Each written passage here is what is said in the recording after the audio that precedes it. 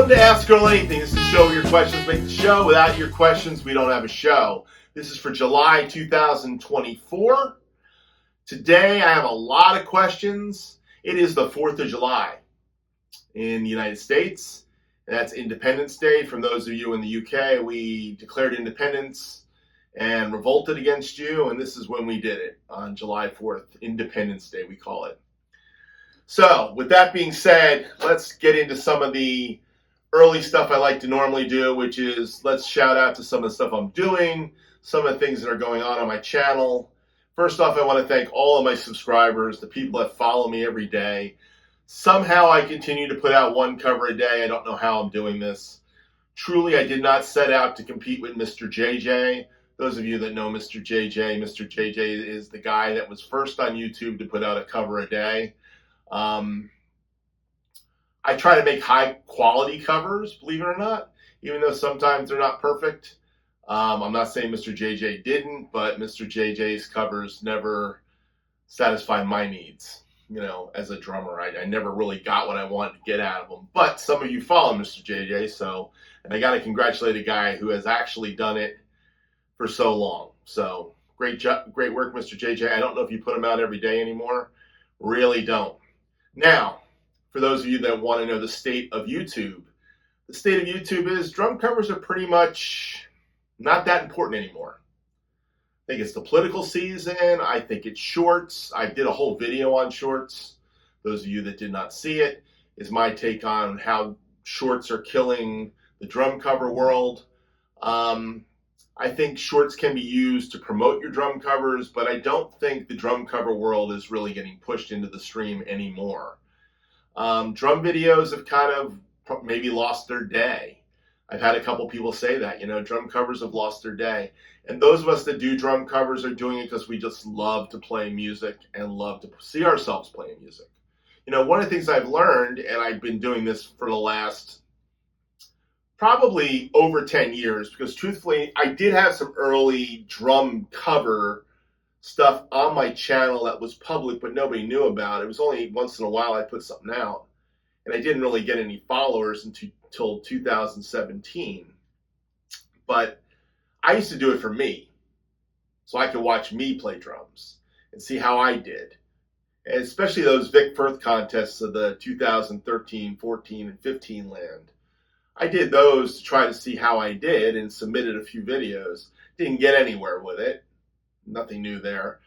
By the way, I will say that my drumming since 2016 when I started making covers, and 17 when I started getting followers, and 18 when I started doing this almost every day, and then 20 when I was definitely doing it every day, 1920, I will say my drumming has gotten better from the perspective of learning the parts, trying to get the essential vibe of the drummer.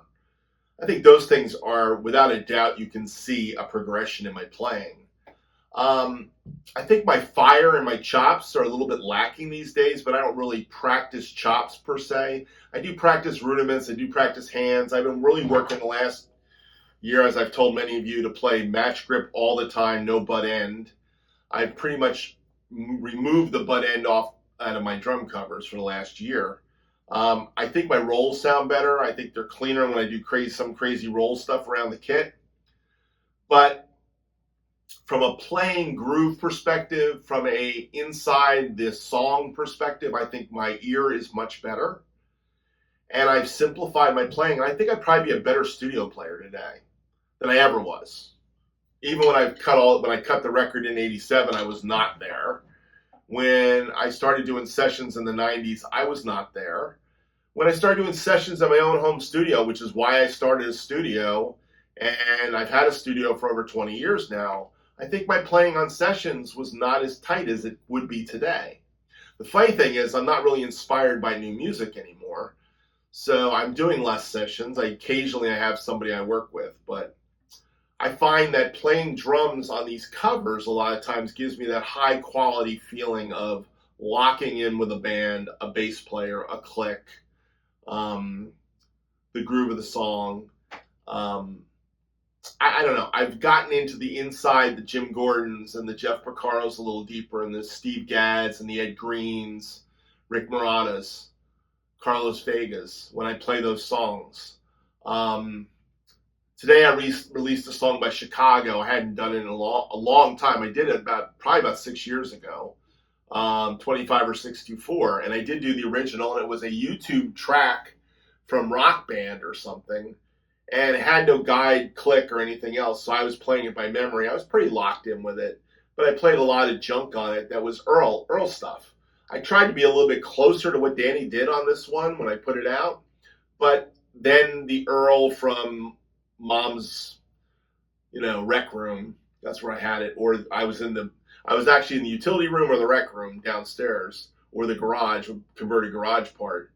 Those three places my drums ended up.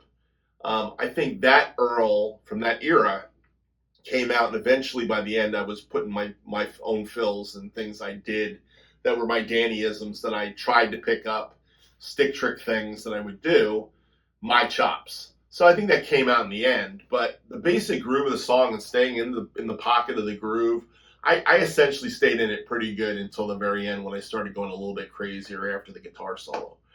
But that being said, that's what I do in YouTube. I try to get really inside the song, and I think I do a much better job of it. And I think I'd be a better studio player. I sit back a little bit on the beat. I'm a little bit less on top of things and pushing things, but there's still Earl in there. Earl is Earl. And Earl was not destined to be a studio player. And I've met some great studio players. By the way, I'm going to Nashville to the Music City Drum Show this July. It's the 20th and the 21st. I'll be in Nashville. So if you're at the Music City Drum Show, please say hi if you see me. If you're one of the people that follows me, definitely stop me and say hi. You'll notice me with my whatever drum shirt I have on and my white hair these days. Pretty noticeable, my glasses. So say hi to me, please. Another thing in the month of July I wanted to go over is Sting Week. Sting Week is being sponsored by KM Can Drum and Rich Raw Dog Drums. I usually wear a shirt. And I'm doing 3 covers for Sting Week. I forget what they are. I think one of them is Wrapped Around My Finger. The other one is Love is the Seventh Wave. And the other one is, can't remember. It was an obscure tune off of their second album, I believe. That a friend of mine from college always talked about this one little lick. This little Tony Williams lick. And I tried to throw that in enough times. But there's definitely Earl playing these covers on the Sting stuff and the Police stuff, so it's gonna be a fun time. That will be going on the weekend I'm in Nashville, so I'll be releasing those covers that weekend.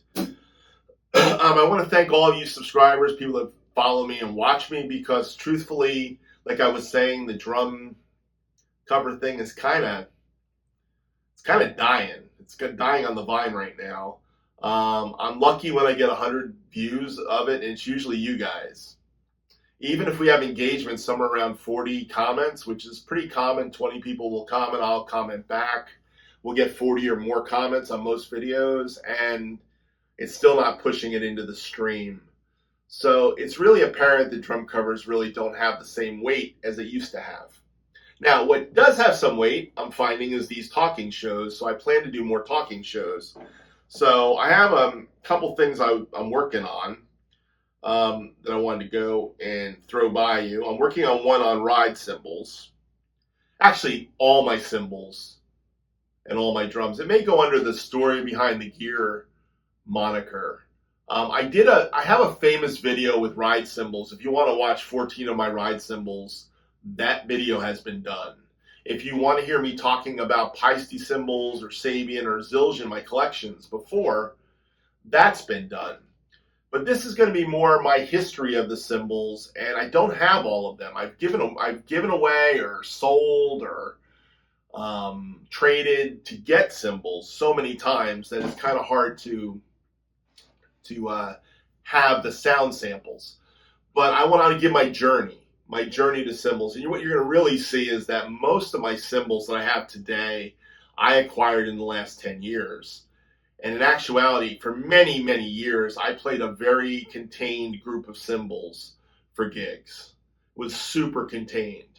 So I'll talk about my journey, my cymbal journey, ride cymbal journey, my crash cymbal journey, my hi-hat journey. Maybe I'll get into my drum kits that I've had over the years. I don't have pictures of all of them, but I have pictures of some of them. And but I don't know. I find that when I talk about drums, you guys do watch, and maybe it's not thousands of people watching, even though I do have some videos where I talk, where I have tens of thousands of people watching. But what I am noticing is that drummers seem to be looking for something other than somebody just blowing licks or playing drum covers now. So I'm going to try to go more into these kind of videos. This takes longer and it takes time. It took me 10 minutes to sit before this camera and start talking. Now, once I start talking, I usually go, as you all know. I have a lot of questions today, so I'm going to jump into the questions. And if I have any little commercials in the middle, that'll be fine too. All right, here we go. The first question comes from Yuri Jones. Yuri is from, I think he's that. Oh, wow. Isle of Man, I think. Pretty sure. Or Wales. I'm not sure. It's one of the two. Yuri's been a long time subscriber and fan and hangs out and asks questions on Ask Earl. He said, is it the same in the U.S. as the UK that everything from heads, sticks, and snare drums have all shot up in price and gone so expensive? Standard heads are 18 pounds to 25 pounds here. Vic Firth drumsticks are 15 pounds plus. Thoughts? Have a brilliant week, Earl. All right, Yuri. Yes.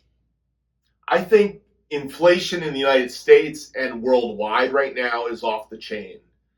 It seems like people are making lots of more money. I mean, I've heard the salary ranges, even though if you've been in a company for a long period of time, your salary may not be at the same rate as what they're hiring young kids who have less experience than you to do. But they're making a lot more money coming in. So the salary range is going up because the inflation's up. And I think the price of basic gear is way too expensive, which is causing old timers like me who grew up in the 80s, time of opulence, it seemed like, even though I had no money in the 80s. But when I started to get money, I would, even in the 80s, when I was in a band, I was changing my heads every 6 to 9 months. Well, now with the number of drums I have and snare drums and stuff, I am not changing my heads as often. Plus, the price of heads, like Yuri said, is absolutely incredible. I mean, a 6-inch, I was looking for a coated Ambassador 6-inch head. I found one on eBay for $50.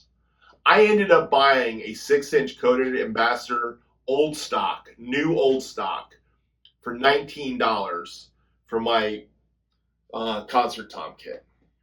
That's ridiculous. That's more than paid for a snare head. I think the most I paid for a snare head is like $21 3 years ago. I mean, everything is off the chain. Which means to me, am I going to be buying heads as often? Probably not. I have a huge supply of old heads. And what I've been doing the last few years is, especially for the concert tom kit, is going into the old heads and putting together sets of heads. They all match. Matter of fact, these were on this kit probably about 2-3 years ago. Vintage Ambassador coateds. They sound great. There's nothing wrong with these heads. I mean, Charlie Watts played the same tom heads for years. He never changed his heads.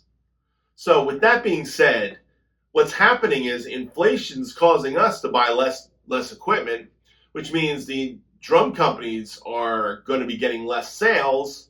They're going to be producing less. They're going to be having less. Matter of fact, you can see this in drumsticks. There's less drumstick selection. Back in the 2000s and 2010s, you could find signature sticks from just about anybody. To buy signature sticks today, you're paying more than a regular pair of 5As, which is somewhere around 12, 13, 14, maybe $15 a pair. And if you don't have a friend who happens to be an endorser who can get you sticks at endorsee pricing, you're spending a lot of money on sticks. I wouldn't be buying a pair of sticks a week to play drum covers. I wouldn't be doing that. Matter of fact, I'm not doing that. For the last bunch of years, I've had a friend and has helped me out. And I buy 20 pairs at a time, and I have them banked. I got brand new pairs of sticks I've never opened yet. And I play these sticks until they start to chip. You know, this is just starting to chip. And when this starts to break away and break, that's when I'll stop playing it. So I'm keeping sticks longer. I'm keeping heads longer. I'm less likely to change things because of these things. I have extra kick drum heads. I've got extra tom heads, snare heads. I've got a lot of snare heads that I've replaced that weren't all the way broken down. And I'll just put them on when I need one. So with that being said, I think you're right. It's gotten out of control. Something's got to happen. Something's got to change in the world economy. I don't know if it ever will again.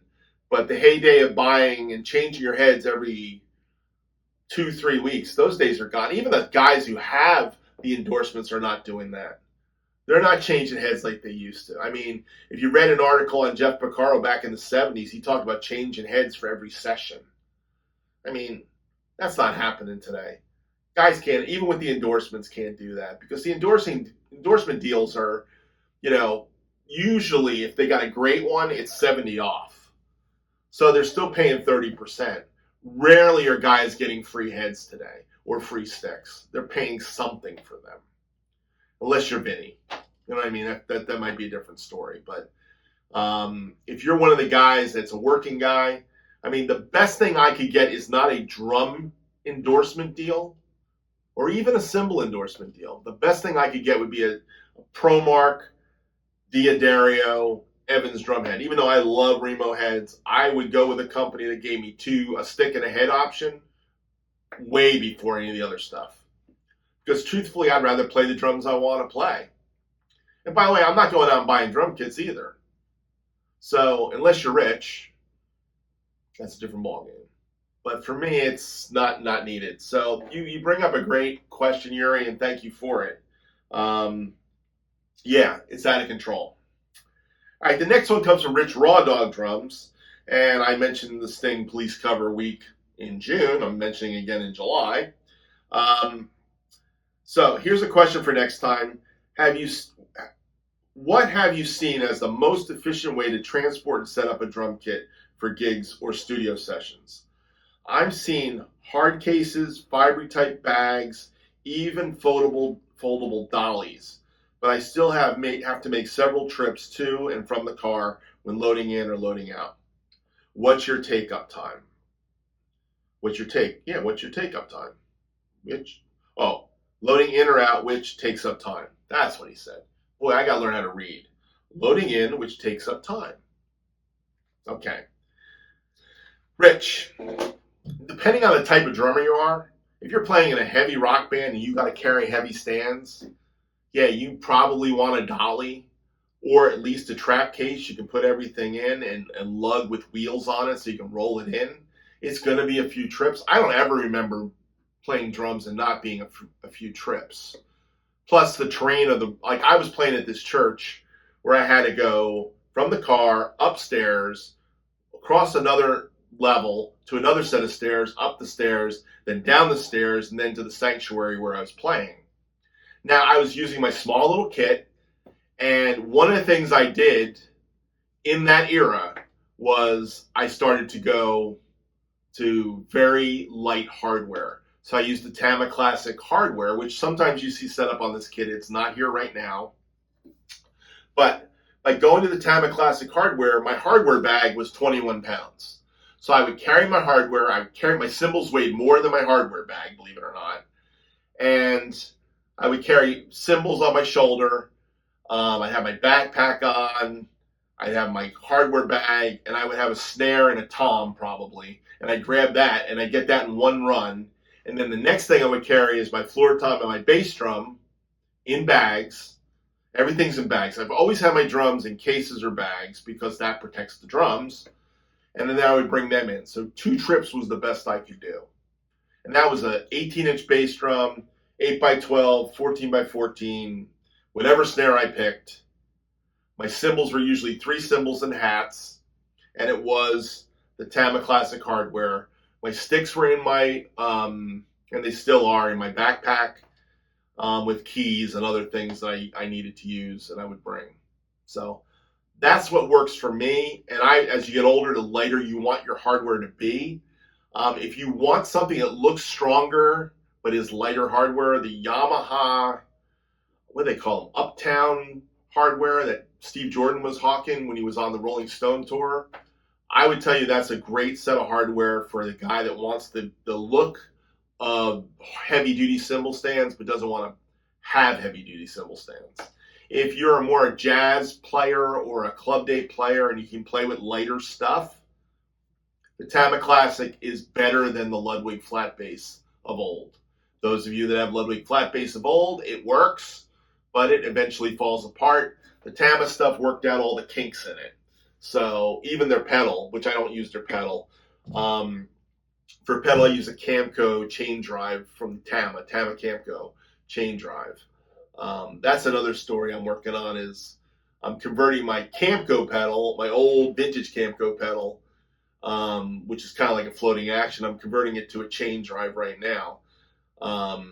But hopefully I'll do a video on that too at some point. But I had some issues with it, so it was a load of fun.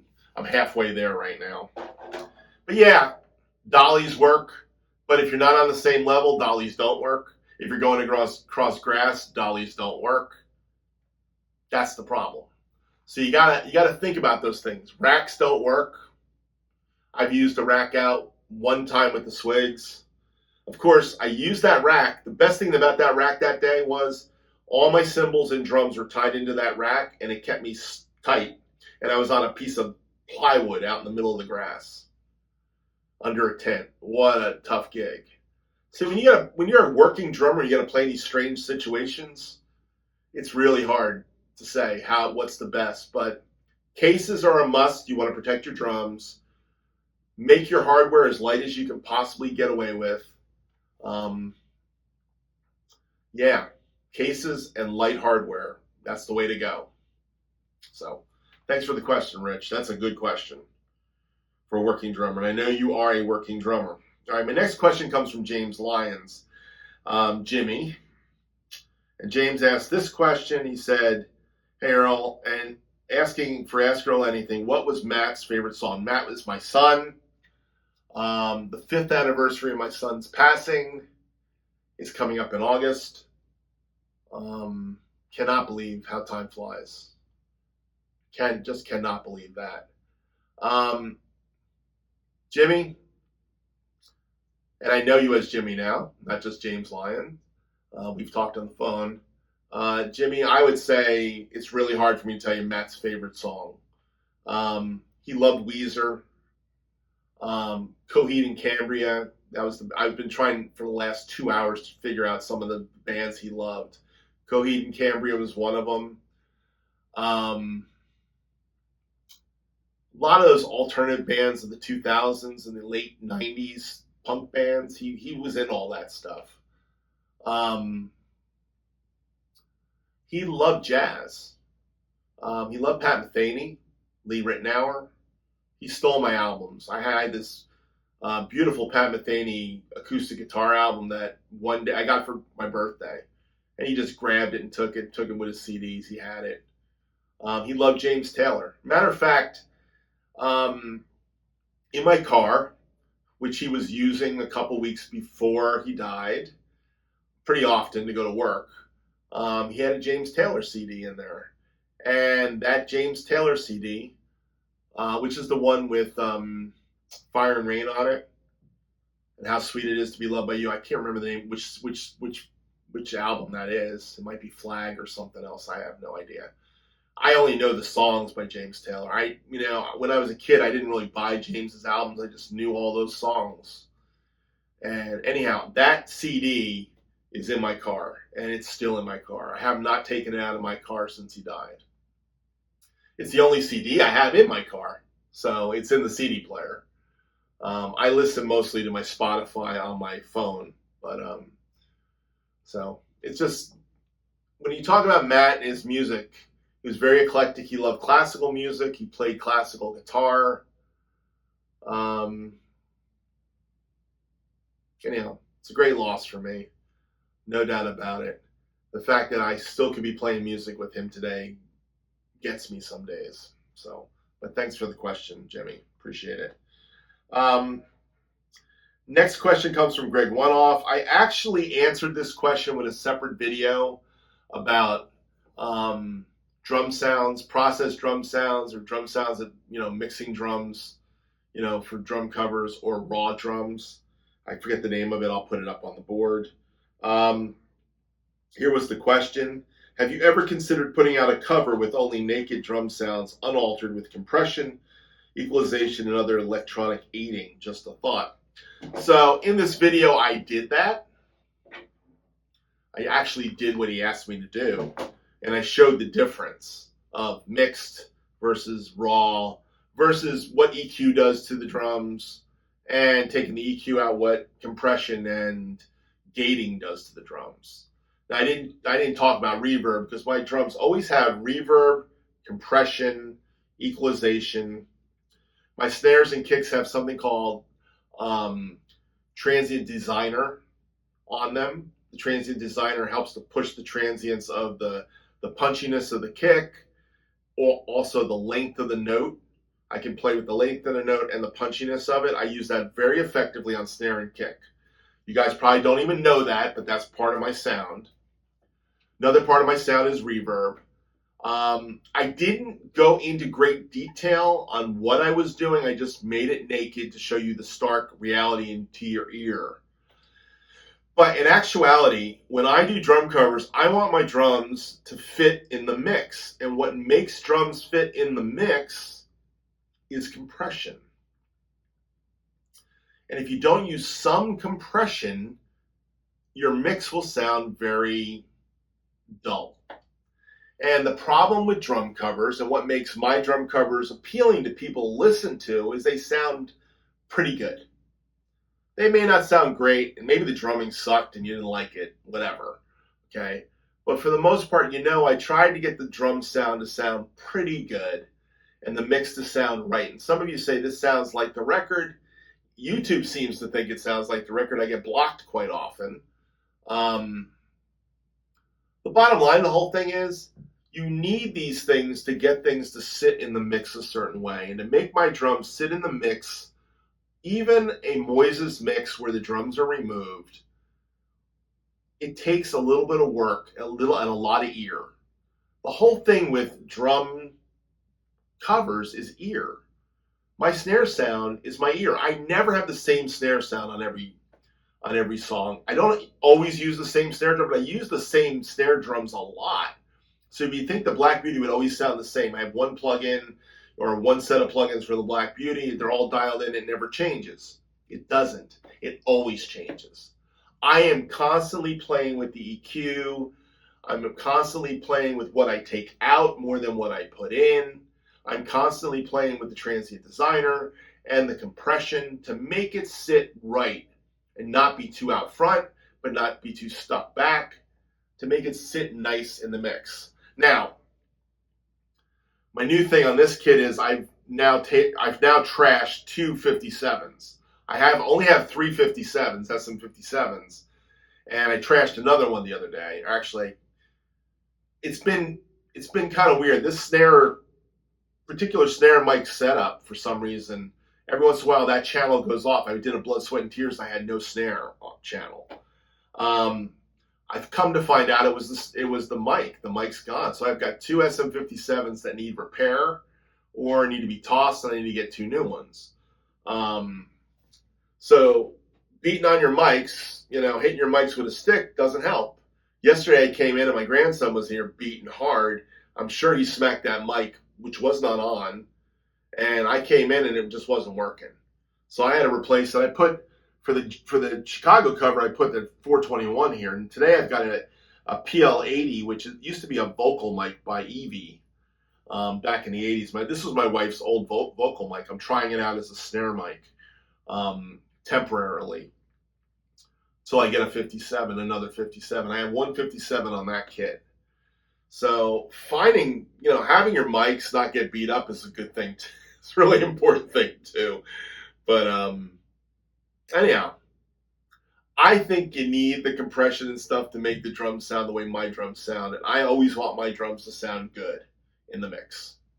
So I do have the actual full cover of Getting It Together without any compression, any EQ, any gating, any reverb, raw and dry. And one day I will release it, or maybe I'll put a little bit of it on this today, maybe on the front end or the back end of this, just so you can hear just raw again. But that whole video was about that. So I really encourage you to watch that video if you want to learn more about compression, a little bit more about what compression sounds like. Now, I'm not going to tell you how to do compression. I'm going to tell you, listen to it. Hear the difference of the drum timbre with compression and gating. Listen to what the EQ does. And then listen to the full mix. I want to make my drums sound as good as possible. And I know some of you can't. So if all you guys are camera mic, you're going to do the best. But the iPhone has compression on it. So that's why iPhone drum tracks don't really sound that bad. They're just not going to be separated like you get. And you can't push the left and the right panning and all that good stuff. So something to think about. But my goal is to make the best sounding drum covers possible. That's what I want to put out, the best possible. So I'm not trying to get anybody to hire me for sessions, but if you need somebody for sessions, hit me up at Earldrum@AOL.com, and maybe I can cut a drum track for you. I do charge. I'm not going to get into that. All right, my next question comes from Edward Kaminsky, 8142. The last one was Greg One-Off, by the way. Edward asked this question. Actually, you know what it was? He was making a comment about Subway. He said, Subway has elevator music, Earl. Or the kind of Funky Friday music. Eating lunch at the Subway, laugh out loud. The ride looks like a Sabian Monarch. Could appreciate its sound at the end of the video. Stay cool this weekend. He lives in Las Vegas, so he says he's dying in Las Vegas. I'm sure it's super hot in Las Vegas. That was June 7th. All right. With that being said, this ride symbol is the ride symbol I used for the Subway video, the Stuff Band. This is not a Monarch. This is a Paiste Dark Energy Mach 1 prototype. So, and when I bought it, I was in Nashville. I was with a guy from the company I was at who was a drummer. We went down there, I tried a whole bunch of cymbals out, and I picked this one. And the reason I picked it, I came to realize, was my ear has always been for that Steve Gadd sound, that dry, dark sound. And this has the dry, dark sound. It's not open. The giant beats have a glassy, open sound. The big beats got a little bit darker, more open sound. You can crash sound. You can't crash this. You can lay into it.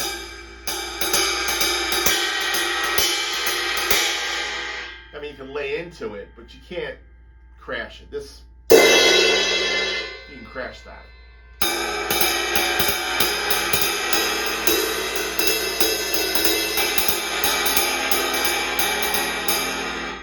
But it is not a Sabian Monarch cymbal. That's a whole nother dark animal cymbal, which I think is a little thinner than this too. This is, I forget what the weight is of the cymbal, but it's a 20-inch cymbal. It's a nice, I think it's like 2,300 grams, if I'm not mistaken. I used to keep these things without the nuts on them. For years I did that. It was the Steve Jordan way of doing cymbals. But I've since gotten back into putting the nut on. It's 2348 grams. That's not light for a 20-inch cymbal. That is actually more medium, I would say. It's not super heavy, but it's not light, you know. So this is score. This is my version of a Gadd cymbal. Anyhow, I'll have to save that for later. Finding that nut. Don't think I have a nut under here. Oh, I have another nut right here. We'll switch nuts. I knew I had one around. I actually like the Tama nuts better, believe it or not. So, all right. That's question number 1 from Ed. Ed's got 2 questions in here. He didn't even know that was going to be a question. All right. And I'll tell you about the history of this cymbal a little more when I go through my cymbal collection. But a key thing about my sound for cymbals for the longest time was Steve Gadd. Now, I will say that has changed. It has changed in the years. Dark cymbals and dry dark cymbals are not really what I'm looking for, but I pull them out every once in a while. This is the one. It's one of my go-tos for that. So we'll get into that a little bit too. All right, the next question. He says, I don't know which video this was on either.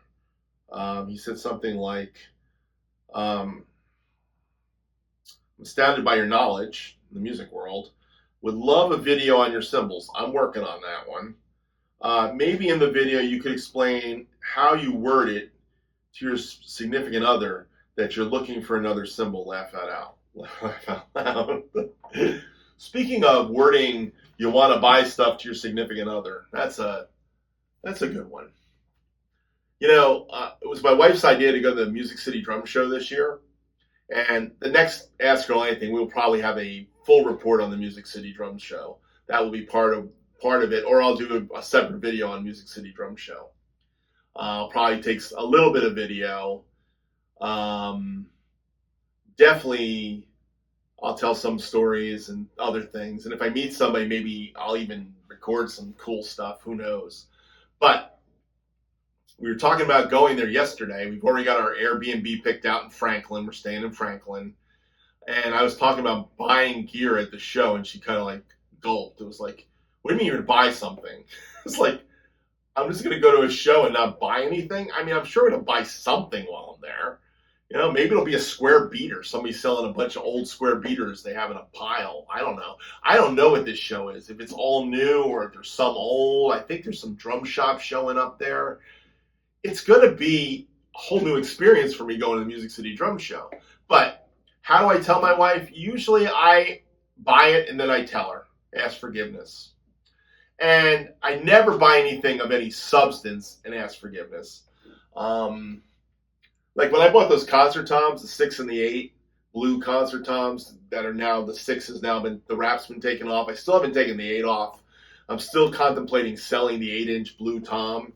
If somebody out there needs an 8-inch blue tom, let me know soon, because truthfully, one day I'm just going to rip that wrap off that thing and I'm going to have 2 8-inch toms. So, you know what I mean? That's what's going to happen. But when I bought it, she was sitting right next to me. We were in a hotel room in Newark, New Jersey, flying home. And on that particular day, I was just wanted to buy it. So I bought it. I had just bought the floor tom, and she thought it was over with. I just bought this 18-inch floor tom for $200. It was all over. Instead, I bought this set of concert toms, the 6 and the 8, for $400.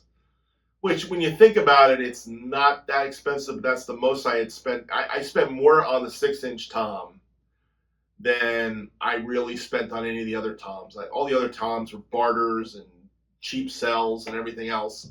That 6-inch tom, to get that 6-inch tom, cost me $200. And then an extra 8-inch tom, which I don't need. I kept saying, I'm going to sell it. Maybe I'll sell it for more. You know, maybe I'll sell it for more than $400. Maybe I will. Anyhow, I haven't done it yet. Because selling stuff takes time too, and I haven't had time. So, ask forgiveness. Don't buy yourself a $5,000 drum kit. Put yourself into a credit problem. You know, don't do that to yourself. Be honest about big purchases. But I can't tell you the number of little things that come in the house that I never question. So I'm just blessed to be able to do the things I do when I do them. So, and I'm blessed to have a wife that has the grace for me. And I'm sure she's going to say to me at the show, oh, go ahead, buy it for your birthday. That's what happens. Every year we go to a drum shop in the summertime, she says, buy it for your birthday. I bought the Croce cymbal for my birthday. I bought the Paiste 505 Danny Gottlieb for my birthday. She bought me an 18-inch Zildjian Crash in 2011 for my birthday. We were in a Sam Ash. So she likes getting me drum stuff. She likes getting me stuff that I want. She hears me talk about it, then she buys it somehow, or we buy it. This gong, that was bought at Maxwell's Drum Shop in New York while we were seeing a Broadway show in New York. We saw Get On Your Feet, the Gloria Estefan story. We bought it and they shipped it. We bought the Crope and they shipped it. Bought the Danny Gottlieb and they shipped it. So it's not uncommon for that to happen. I'm going to Nashville this week, in 2 weeks. So when I go to Nashville, I'm sure something's going to happen. We'll see what it is. All right. This next question was by my friend Aaron Rotful, who goes by Joel, actually. Aaron Rotful. I'm probably butchering that, but he goes by Joel. He said, wow, another great ballad. This was We're All Alone by Boss Skaggs, which I am surprised was the big hit for the month of June, was We're All Alone by Boss Skaggs. I mean, I did the original version of We're All Alone with Rita Coolidge, the one that was the hit record, twice. I think the most views I got on it was like 300 or something over time. This one's got 1.4 thousand views on it. I guess Boss Skaggs is big. I don't think JoJo's going to be as big as that was for some reason. So Joel asked me, have you ever tried After the Lovin' by Engelbert Humperdinck?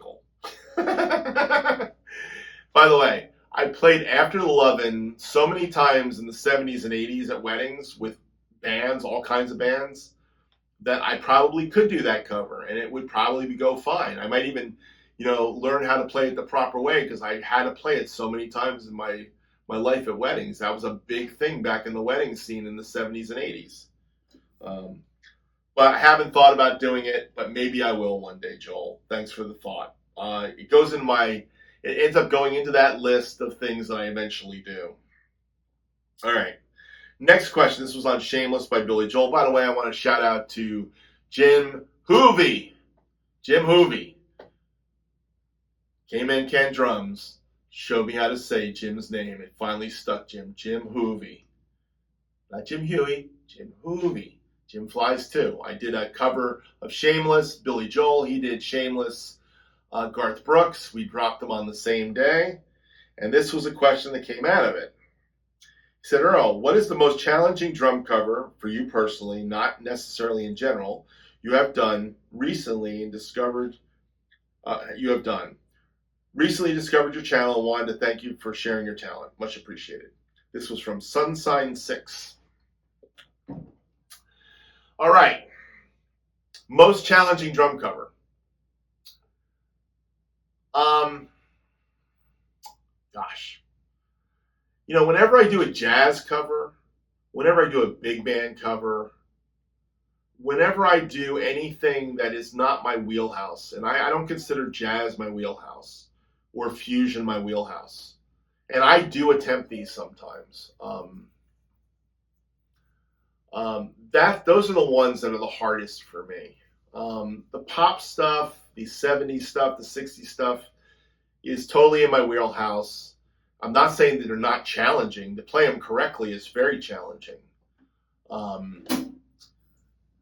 The reason I don't do Zeppelin and the reason I don't do Rush is because there's too many critics and I don't feel like dealing with them. But I've thought I could play Limelight. I could play Tom Sawyer. I have the kit to do it. It would be fun to do, but there's too many people that just want to see it perfect, and I'm not a Neil guy. I don't worship at the feet of Neil Peart. Love the guy, great drummer, but I just don't. So I think I could approach that and get away with it. I've done a few Yes songs. They're very hard. Nothing I do is easy, except for every once in a while when I pop off one of those 5-minute videos that it took me 5 minutes to do, which is occasionally. Some of the soul music's pretty easy for me. I like R&B and soul from the 60s and 70s, early 70s. But there was a song called Now or Never by New York Voices. Very hard song. That's one of the hardest ones I've covered. You can find it if you look it up. My friend Pat O'Donnell cringes that I left it out there. Because I didn't nail it, and I tried it 3 times. Really didn't nail it, but every once in a while you got to do something you didn't nail and let people know that, hey, you're trying. You know, I'm never happy with my jazz covers. Never. I always feel like I could do so much better. I swing okay, but I don't have that phrasing the way I'd really like. I hear it, but I don't have it.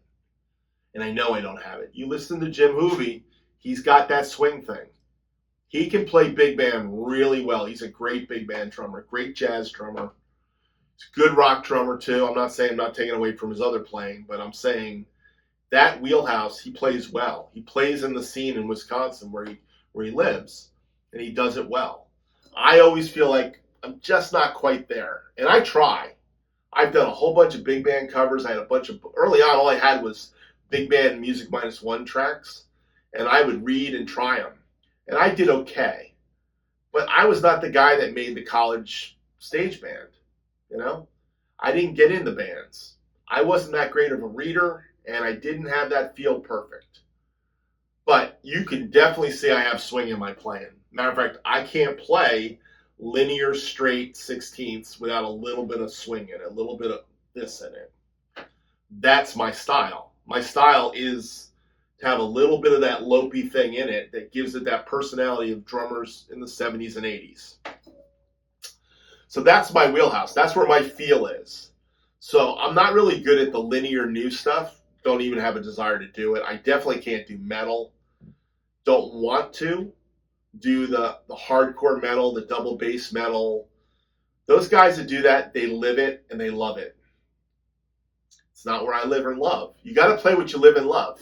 But the hardest and covers I have done have been the ones where I try to play in a jazz way. Either a bebop way, a swing way, a big band way, or a fusion way like New York Voices or Pat Metheny. I did a Pat Metheny that my grandson was Jocko. Jim flies too. Jim Hoovy just did that too. But I did that a year ago, and I just put out the completed moving camera version of it. That turned out okay. But there were 2 other songs on that first Pat Metheny group album that I played that were not okay, and I won't release them, but I have covers of them. And I go, man, I'm not getting the Danny Gottlieb thing. He was a great drummer, but not getting it. Very hard. So that's my challenge. That's what I call challenging music to me, and I will try it occasionally just to try. So, all right, next one comes from 11 Drums, Toby. Great drummer, by the way, Toby. Tobias. I'm the only guy that spells Toby with a Y, by the way. Sorry about that, Toby. I started that. Everybody else puts an I. I don't know what's right. You can correct me. If you correct me, I'll change, I promise. He said, this was on My City Was Gone by the Pretenders, where I had this 7x14 DMR snare drum tuned really low. It just that boom, boom, doo doo da boom, boom. Those of you that know what that theme, it was the theme song of the Rush Limbaugh show. Yes, it was. I watched it many years. Rush is long dead now. I politically sit in the middle. I'm not going to get into that. You guys have your own opinions on everything on that stuff. I really try not to even watch the news anymore, to be honest. It's so terrible. Anyhow, he said, that snare sounds incredible. Man, I changed my tom heads. Now I've got some Evans hydraulics. I love how they sound. I get the difference for the sound of the batter heads. But can you tell me if there's a huge difference between the factory Rezo heads and I still use and better ones? Probably a question for Ask Earl Anything. You rock, man. Thank you so much, Toby. Jim Hoovy and I were talking about this not too long ago on the phone. We were talking about the cheap Rezo heads they put on drums sometimes, the ones that come from China. Do they make a difference? We don't like them as batter heads. I usually rather have pro level heads on my drums, be it the Rezo head or not, But you have to tell if it's really affecting things by what it sounds like to you. If you can't get it to tune up, that's a problem. Usually those reso heads are tune-upable. Remember, the whole concept of the reso head is to reflect the sound back. So they're not as important as the others. But I've heard guys say you should change your reso heads every 2 years. I will tell you that this drum kit, up until about 2 years ago, had clear ambassadors on the bottom that I bought in 2001 and eventually got on that concert tom kit. The last time I put clear ambassadors, some of those ended up on that concert tom kit. I now have coated ambassadors on the bottoms of my Gretsch kit. Coated ambassadors. Brand new coated ambassadors.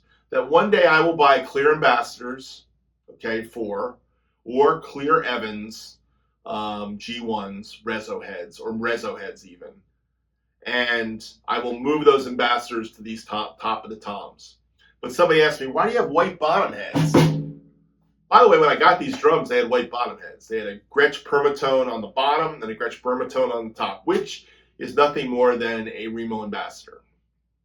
So I have changed my reso heads. I like to use pro level heads, meaning USA Remos or Evans heads. That's just me. But truthfully, as long as it's not affecting the sound of the drum and they sound okay with those bottom heads that you got when you bought the kit, it's probably not going to hurt it. The bottom heads, the cheaper Remo heads, I'll say it this way, the cheaper Chinese Remo heads do not sound as good as the USA Remo heads. Sorry, they just don't.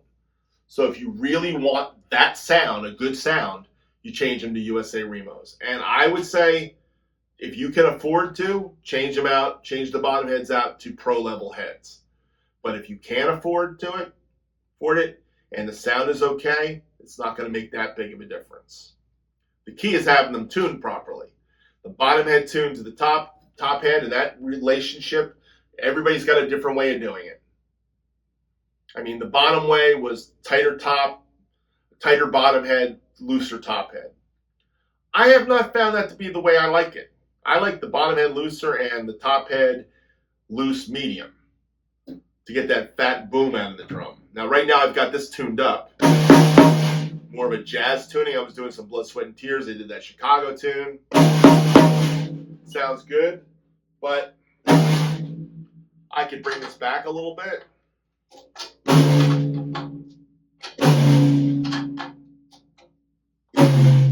That's more where I normally keep it. So I tuned it on camera for you. That's kind of where I like it. Medium loose. And the bottom is loose. They're almost the same pitch. Some guys say the proper way to do it is to tighten the bottom heads tighter. Up a whole tone or something. I think you got to experiment with your sound. This has been my sound for a long time. Nobody has ever said I don't know how to tune drums, even though I think I'm tone deaf half the time. And when it comes to pitch and singing, since college, because I got that in me when I was in college, and I had such a hard time in ear training. But even in college, guys would come to me to tune their drums.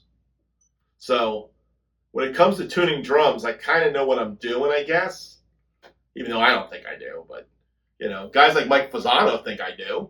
And Mike Fasano knows how to tune drums. That's a professional right there. So, anyhow, hi, Mike. Hope you're watching. All right, Toby. Thanks for the question. Great question. Let's see. Another video I want to shout out to this time is The Backbeat, my friend Eric. He had Drumman 190 on, and they had a show about starting a YouTube channel. Now, I did reference him in the video I did about YouTube Shorts this past month, but I may be on The Backbeat soon to talk to Eric about my ideas about starting a YouTube channel. But they had an interesting discussion, and I'm going to throw it out to you to check that out. I think they're still in the old school model for how you do a YouTube channel. I don't know if there is a model for how to do drum cover channels anymore. I really don't. I'll just be honest. But check that show out if you can. And check out my show on the shorts if you haven't already. Okay. This was a question that came from that video. Are YouTube shorts killing the drum cover views? This came from Greg Oneoff. When a commercial comes on during a video, is there a time that commercial needs to be watched for the performer to get money? There was a performer who said on one of his videos that we watchers need to watch for at least 30 seconds for him to get credit.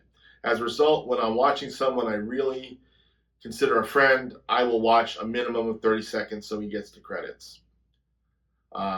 Again, thank you for your valued friendship. Thank you, Greg, for watching for 30 seconds. I don't know the answer to this one, by the way.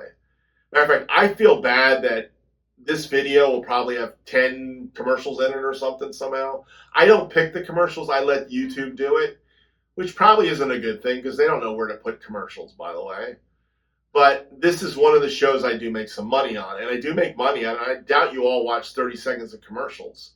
Hopefully you're getting the ones that you can opt out of after 5 seconds. Watching 30 seconds, I think that's a little bit off base. The fact that YouTube put it on my video means they're going to pay me for it. That's why I understand. But I don't make a lot of money, so who knows, Greg? You might be right. Or that guy may just be scamming you to make you stay engaged and watch the videos longer. I don't know. I'm not in it for the money, so don't feel the need to watch 30 seconds of my videos, okay? All right? When it comes to drum covers, the new thing with drum covers, and I don't know if I did not address this in my shorts video, but shorts videos, they share revenue with you. Meaning you can do a short and it's got a drum track on it from somebody else and they'll share the revenue. So you get a piece of the 0.6 cents, 0.06. I think it's 6/100ths. 0.6. Yeah, I think so. I don't think we don't make that much money. We're not making a penny on anything. We're making percentages of a penny, hundredths of a penny. So they're going to share that little bit with you. You and the artist are going to share it. I have no idea what that means. By the way, they're doing it on drum covers too now. Some of the recent drum covers I've done were shared revenue. Whatever that means, it's nickels and dimes, eventually adds to $100, and then YouTube pays me $100. Or $110 or $115 or $120, whenever it falls into the end of the month where they pay. Really don't care about this stuff. But I'm sorry I have commercials on there, but I do think that was one of the reasons I wanted to monetize 6 years ago, so I'm going to continue to do it. But I have a feeling that if I turned monetization off on my videos, they'd still monetize it. Tell me if I'm wrong on that one. If somebody knows the answer to that question, I'd love to know. If you think YouTube won't monetize something, if you say not monetizing, will they not monetize it? That's a tough one. I don't think they do. But anyhow, that's my answer to you, Greg. I don't really know the answer. So, all right, next question. This was James Lyon again saying something to me as he's dropping a comment in here on me too at the same time. He says, really enjoy drum covers you produce. Love them all. I really have a great day. Again, I want to I think I left this in here to say, I want to thank you all for your encouragement about my channel and following me every day. Jimmy's one of my faithful followers. Thank you, Jimmy, and everybody that follows me every day. Next question comes from Continuum Drums 2297, Lutz from Germany. He says, good job, Earl. No Paistes. This was Wake Up Sunshine Chicago 2, vintage alt-take drum cover. Well, that goes back to, Lutz, the fact that I don't just play Paiste. I have Sabians and I have Zildjians. And back 5 years ago, I was using more of the Zildjians on videos part of the time. I've just grown to love the way Paistes record. And that's really my thing. I want to use what sounds best on the videos. And to me, the Paiste cymbals never disappoint me. And the Zildjians do disappoint me. I will say Some of my Paiste cymbals do not fit certain gig places. But they work great in my church in a booth. They're great. But if you're out in the open in a room, a Paiste 2002 22-inch ride will cut the room like you can't believe. Just cut right through it.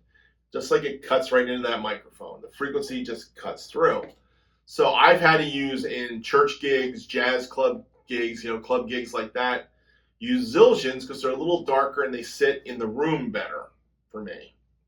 I get less complaints is what I'm saying. But I love my Paiste cymbals, and truthfully, there's a part of me some days that says sell your Sabians and sell your Zildjians and buy some more Paistes. I haven't done it yet. Because it's nice to have in case somebody says, hey, I really want something a little different. I have different. I've got Zildjian rides and I've got Sabian rides that I can go to.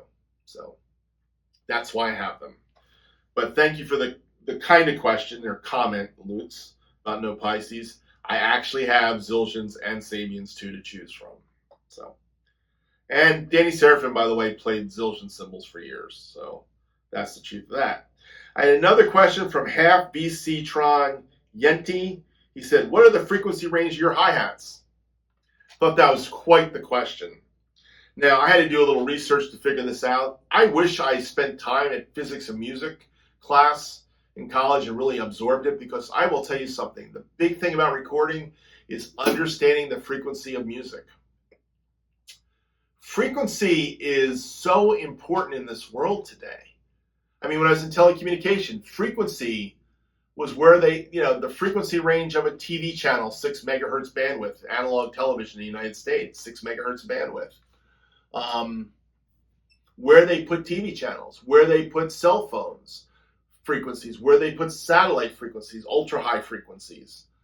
I had to learn all that stuff, and I kind of learned it in college in physics and music. So when you look at EQ in a DAW, you're basically looking at the range of your hearing for music. We really don't hear below 50 hertz, really. The lower it gets, the harder it is for us to hear. And we don't hear over 20,000 kilohertz. We just don't. We think we do, but we don't. As we get older, we lose more and more of our hearing. And old ears, 60-year-old ears, are not hearing that stuff. But the effect of having a little bit of that upper 10K region, when you push it up on a parametric EQ, what it does is it brings air into the sound. It's the only way to describe it as air. It opens it up. And if it's not there, if it's actually taken out, you can tell the mix is dull. So if you want to brighten your cymbal mix, or the sound of a snare drum, you push it up a little bit on the tail end of it, in that range that you really can't hear. My ears can't hear that range. And all of a sudden it goes, oh, feels better. It has more punch, more presence, more crispness. So what's the frequency range of hi-hats? I had to go do a little bit of that. Here's what I learned. Hi-hats occupy the upper mid-range frequency spectrum, ranging from 5 kilohertz to 20 kilohertz. That's that air section, they call it. That's the section. 5 kilohertz, you're still hearing it. By 20 kilohertz, you're not hearing it, but it's producing the crispness in the sound. It gives crispness and sparkle to your hi-hat. The fundamental frequency of the hi-hat lies somewhere around 1 kilohertz. By the way, that's your mid-range frequencies. That's where everything lives. So if you want your hi-hats to cut through, you've got to boost a little bit in the higher frequencies where it gives the sizzle. So, in practical terms for me, my hi-hats come through my overheads and my snare mic. Yes, my snare mic picks up a lot of hi-hat. I'm not trying to not stop that, okay? So when I put a little air in the snare, I'm also helping the hi-hat to cut through a little bit. That's why I don't have a hi-hat mic, to be honest. Guys that want to cut all that stuff out of a snare and put the snare in their one little frequency range basically are the guys that want to have a hi-hat mic on it so they can control the timbre of the hi-hat. And my overheads pick up the hi-hat too. So between these overhead mics and that snare mic, I get plenty of hi-hat. So I usually on my snare drums cut around 300 hertz to 500 hertz to get rid of the honk in the snare. And that cleans up the hi-hat too usually. So there are frequencies that you need to take out to make things sound better. Snare drums, it's not all about, here's the thing about EQ, it's not all about boosting, it's about taking away. The more you subtract out of some of these sounds in a DAW, the more you start to find where the best sound is. So learning how to take out certain frequencies is really important too. Now, I usually add 5 kilohertz to get the sparkle, and I said I would try to discuss what I did. I hope I did a little bit more, giving you a little bit more of why I do what I do. Of course, the microphone makes a difference, what kind of microphone you use. I tend to use a dynamic mic on a snare drum, condenser mics on overheads, small diaphragm condensers. They have the frequency range to pick up that sparkle. The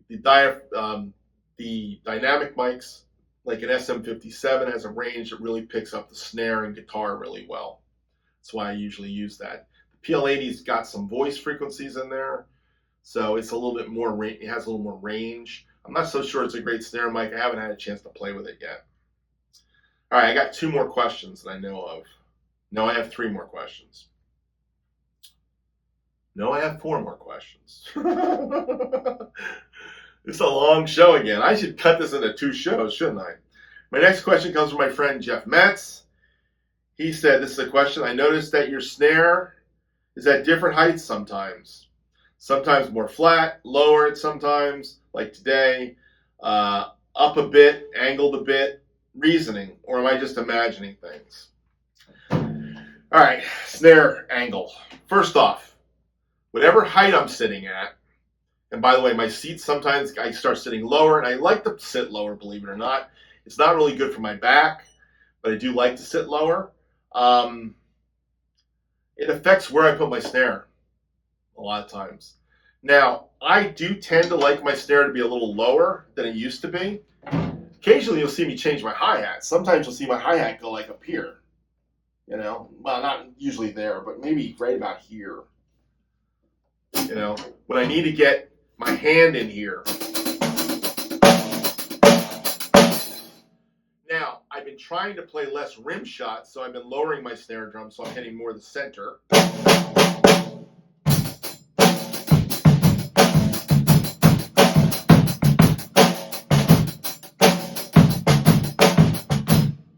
Snares up too much or tilted too much, I'm getting too much rim shot. So I tend to have it flat or tilted towards me a little bit. Now, on that kit, the snare stand doesn't go where it needs to be if I got a bigger drum on it. I got to tilt the drum so it's forward so I can not be slamming rim shots the whole time. So that's part of it too. So my seat height affects it. The snare stand I have affects it. The snare drum on the stand affects it. Just know that I don't want to get rim shots all the time, but I can get a rim shot from here.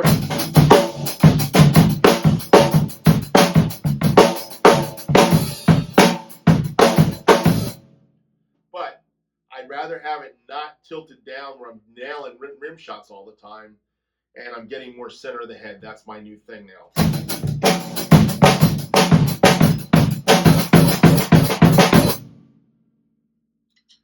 So, I don't know if that answered the question, Jeff, but seat height on the day I'm doing it affects it. The snare I put on it affects it. The snare stand I'm using on which kit, that kit's got a snare stand that doesn't adjust low enough. I actually, on that kit, sometimes have to take the knob underneath the snares and twist it back so it flattens it out, so it drops the snare. On this kit, I've got the snare tight in the basket. Not too tight where I can lift it up, but tighter in the basket. So all those things are things that kind of go into what makes my snare at the height it's at. And the hi-hat height too. Sometimes I push the hi-hat up a little bit. Lately I've been keeping it down, you know? If my hi-hat is down, sometimes I'll get jammed up underneath. Click sticks. So all these things are factors in it, and sometimes it's just me being lazy and throwing a drum up there and sitting down and doing a cover really fast, and I just deal with it. Which could have been that day that you saw me I think that was the Hello It's Me song. Yeah, it was Hello It's Me. So, anyhow, thanks for the question, Jeff. Here's another question. This comes from Squatch545. He said, why did the Wrecking Crew record this, not the Raiders? This was Indian Reservation, Paul Revere and the Raiders, Hal Blaine cover. Well, let me say it to you this way. Why did the pop hits of the 60s get recorded by the same band all the time? Because that same band could cut records faster than bringing in Paul Revere and the Raiders and getting a track that would make it on AM radio and be a hit record. The record producers chose session musicians to come in that could carve great drum tracks, great guitar parts, great bass parts, and make hit records. And then they put the vocals of that band on it and called them Paul Revere and the Raiders. Unfortunately, the Raiders drummer was not able to come up with that creative a drum part. He probably did not have a drum kit with 7 concert toms. Hal Blaine came in and did Indian Reservation. You couldn't even get that drum kit. Hal Blaine invented that kit for the studios. That is one of the things that Hal did invent, was the large concert tom kit. He's not the guy that made it the best or perfected it. There's plenty of rock guys. I mean, I love Carmen Appice's concert tom kit. I just found a picture of it the other day. He's selling off a lot of his gear at Don Bennett, my cousin Don Bennett's. No, it's not my cousin. Don Bennett in Washington State selling off a lot of Carmine's gear. I wish he had that walnut kit, the one that was in Realistic Rock. Such a cool concert. It's an Octoplus. It's a Ludwig Octoplus kit. Very cool. And if I had two 22-inch bass drums of that same color, I could do that setup, that Carmine setup with the 18 over here and the 10, 12, 13 and the 14, 15, 16 over here. He just took away the 6 and the 8, and then on the Rod Stewart tour, he put up the 6 and the 8 up in front, and he put Syndromes in it. That's Carmen Appice. But yeah, Paul Revere and the Raiders, they did not have the equipment or the mindset to cut a record as fast as the Wrecking Crew did. And that's why the Wrecking Crew's on that album. All right, this is another question from Edward Kaminsky. Edward asked this question, and this was on today's cover of 25 or 64 by Chicago. He said, do we ever get rid of snare buzz when the strainer is on, wires engaged? And I guess what he's talking about, when you hit a tom, you hear the buzz.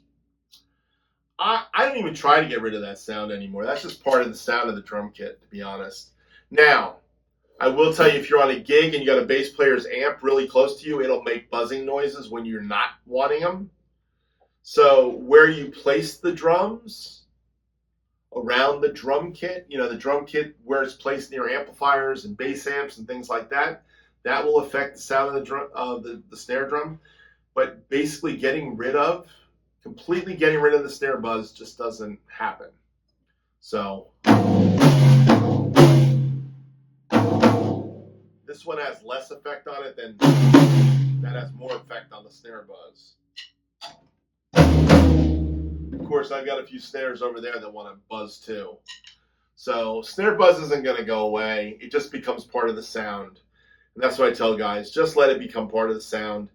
If you want to minimize it, there's some guys that have some ways you minimize it. It has to do with detuning the lugs next to the snare wires. I've never experienced that as working, so I don't do that. I like the sound of my snare drum. I tune my snare drum where it needs to be. I do occasionally have to change the pitch of the front tom to get rid of it if it's on a gig out, in the real world. But I've never really had to do that when we're talking about doing it in the studio. Never done that before. All right. Thanks for the question, Ed. That's another question for you. I've got one more question. It's from my friend Vince Gomez. I saved it for last. Vince said this: hey, I'm at the Agape Festival at Agape Farm listening to music, formerly Creation Fest. So Creation Fest was out in Pennsylvania, where I think you played at least once. I did. I'm playing at 4:30. It's supposed to be 94 degrees, so I'm not expecting a large crowd. For Ask Earl anything, how was your entire experience playing there? Did you camp? Who did you meet, etc.? Love to hear you tell the stories. Thanks for the question, Vince. So I did play at Creation 90. We played on the main stage. I know they had some side stages. It sounds to me like you're saying you're playing on one of the side stages, which is no shabby thing to get a gig playing on one of the side stages.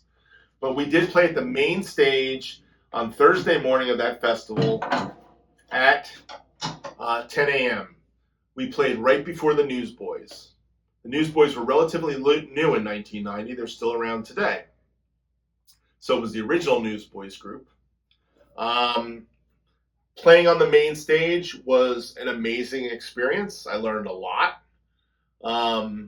I learned that you can get kick and snare in your monitors. I never had kick and snare in my monitors in any of the clubs I ever played at before. That was an amazing thing to be able to feel my drums coming through the monitors with the vocals and everything else. Just incredible feeling. That's one of the things I remember the most about it. I also remember the 40-foot, multiple screens to make a 40-foot image on either side of the stage, and being on that top, what do they call it? I forget what they even called it. That what it looked like they used to have a Tomatron or something. I forget what they call it. I can't remember that stuff. My wife mentioned it this morning, but she remembers seeing me up there on the stage. I remember meeting Joe English, who prayed with us before we went on. Joe English had, at that point in time, become a pastor, and he stopped playing drums. I didn't get to talk with him, and I didn't get to hang with him at all, just the prayer time, that was that. I did see some bands that I'd met before, like Bashing the Code. The drummer was Chris Kearney, and his wife was the singer at the time. And I met Chris at Celebrate 88 in Ocean Grove, where I was part of the worship band that was part of the revival week that they were there. And I played with Save My Grace there, and then they played on my kit, and he broke my bass drum head. Funny thing was, he said to me, "You should never let your bass drum get to the point where it's going to break like this." He broke it, not me. Okay. The night before we went on, he was up on stage, and I yelled. He broke his bass drum head again. So I guess breaking bass drum heads is something that he does periodically at that point in time in his life. And he broke the bass drum head, and I remember him dealing with having to tape up the bass drum head just like he did for me. They've got gaff tape all over it. It was a 2-ply. And they got through the set without changing the head. But it was his drums. And I said to him, I walked by him, I said, "You should never let your drum head get to the point where it's going to break like that." Same thing he said to me that night in Ocean Grove. I don't think he thought it was funny, though. I'm not sure he remembered me either. We played twice together on stages, Bashing the Code and Saved by Grace. But this wasn't Saved by Grace. I was in the band Water, which was a short-lived Christian band, then went into being a rock band and playing in clubs with Ray Gilio and Will Comstock. I left the band in 1991. I just didn't fit the image. I never fit the image. I was hearing somebody talking about that the other day, too. If you were 265 pounds like I was at the time, and you were in a rock band, you didn't have the image for a drummer. They wanted some guy 165, long hair and lanky, and had all the hair all puffed out, all that crap. I never had the image. That was the problem. That's why I wasn't going to make it. Unless I made it in the studio, I wasn't going to be getting to touring gigs. So image has a lot to do with rock and roll. It still does today. But we played on the stage. The most interesting thing that happened was meeting Joe English, the Newsboys after us, and we met Toby Mac. My wife was writing for CCM magazine at the time, and she had a press pass on, and people came up to her, and Toby Mac came up to her saying, "I'm Toby Mac. I'm in this band." I forget what they were called even, but you guys know Toby Mac. That name, Toby Mac. For CCM guys, you all know what it is. Oh my gosh, I can't remember. They were like one of the early CCM rap guys. Anyhow, Toby Mac was a really nice guy. He hit my wife up. My wife mentioned him in East Coast Insider, which she used to write back in the 80s in CCM magazine. Yeah, it was one of those. I don't remember anything else about it. We did not camp. We stayed at a hotel. When we got done with the show that morning, I think we drove home. That was the summer we did a couple tours. We did a couple festival things. The more notable one for me was Music Expo. I think they called it Music Expo East. And we played at that. We stayed in a ski lodge in the Poconos. We shared a ski lodge with a guy named John Starnes, who was a singer for Jimmy Swaggart Ministry and had his own solo ministry. And he told us some interesting stories about his time there. I'll never forget. He was a nice guy. We went on after Dallas Holmes, really late the night before. I remember that. It was late. Like the band schedule was all messed up. That I remember that. So we did like a bunch of those things that summer, and then I was out of the band. This was the summer of '91, I think. So I was still 30 at the time, and moving towards 31. And by the time I was 31, that fall, I left the band. So that's my experience at Creation Fest. If I have any pictures, I'll find a picture of me at Creation. I'll put it on here too. Again, thank you for watching Ask Earl Anything. This is where your questions make the show. If I don't have questions, I don't have a show. And as you can see, I had a lot of questions. Feels like this is going to be like an hour and a half. We'll see what happens. Anyhow, thank you for watching. Please like and subscribe. Should have said that first, right? Don't have this YouTube stuff down. Have a great day. Happy 4th of July.